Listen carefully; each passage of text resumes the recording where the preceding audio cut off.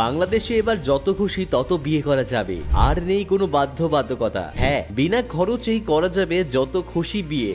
হঠাৎ করে বাংলাদেশে এ কেমন বদল আনলেন ডক্টর মোহাম্মদ ইউনূস? বলতে গেলে বাংলাদেশের পরিস্থিতি এখনো পর্যন্ত সেরকম স্থিতিশীল হয়নি। তাহলে আচমকাই কেন এই নিয়ম? তবে কি এর নেপথ্যে অন্য কোনো কারণ লুকিয়ে আছে? দেখুন, একেবারে অবাক করার মতো বিষয়। গত বছর 5ই আগস্ট গণ অভ্যুত্থানের মুখে পড়ে দেশ ছাড়া হন বাংলাদেশের প্রাক্তন প্রধানমন্ত্রী শেখ হাসিনা। এরপরই বলতে শোনা যায় বাংলাদেশ আরও একবার স্বাধীন হয়েছে। এদিকে হাসিনা প্রধানমন্ত্রীর পদ থেকে ইস্তফা দেওয়ার পর সেই আসনে বসেছেন অন্তর্বর্তী সরকার মোহাম্মদ ইউনূস। আর তিনি এই আসনে বসার পর থেকে স্বাধীন বাংলাদেশে একের পর এক বদল আনছেন। তবে এবার যে বদল এনেছেন তাতে করে সকলেই অবাক। ঠিক কি বদল আনা হয়েছে ওপার বাংলায়? এতদিন বাংলাদেশের সংবিধান, শিক্ষা প্রতিষ্ঠান ইত্যাদিতে বদল অবধি ঠিক ছিল, কিন্তু এবার বিয়েতেও বদল আনলেন অন্তর্বর্তী সরকার। এখন থেকে যত খুশি বিয়ে করা যাবে সেখানে।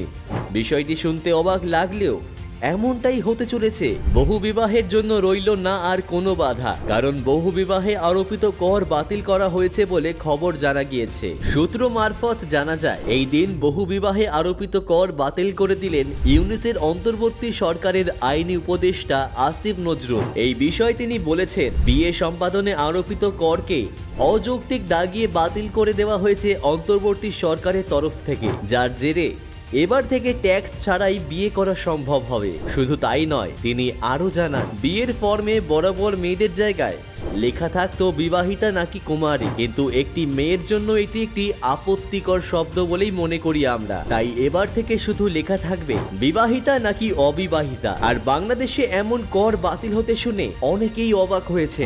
এখন প্রশ্ন হচ্ছে, কি এই বিবাহ কর? এই বিষয়ে লেখিকা তসলিমা নাসরিন সমাজ মাধ্যমে একটি পোস্ট করে এই বিষয় বিস্তারিত জানিয়েছেন। তিনি জানিয়েছেন, প্রথম বিবাহ বা প্রথম স্ত্রীর মৃত্যুর পরে বিবাহের জন্য একজন পুরুষকে 100 টাকা কর দিতে হতো। তবে প্রথম স্ত্রীর জীবদ্দশায় দ্বিতীয় বিয়ে করতে হলে 5000 টাকা, প্রথম 2 স্ত্রীর জীবদ্দশায় তৃতীয় বিয়ের জন্য 20,000 টাকা কর দিতে হতো এবং চতুর্থ বিয়ের জন্য 50,000 টাকা কর দিতে হতো। এবার বাংলাদেশে এই বিবাহ করে আনা হয়েছে বদল, আর বিয়ের জন্য কোনো করই দিতে হবে না কাউকে। ঠিক কি কারণে এই কর বাতিল করা হলো? লেখিকা শুধু করের কথাই বলেননি, একই সাথে এই কর বাতিলের উদ্দেশ্য কি সেই বিষয়ে জানিয়েছেন। তিনি বলেছেন, বাংলাদেশকে ইসলামী রাষ্ট্র বানাবার সংস্কার চলছে।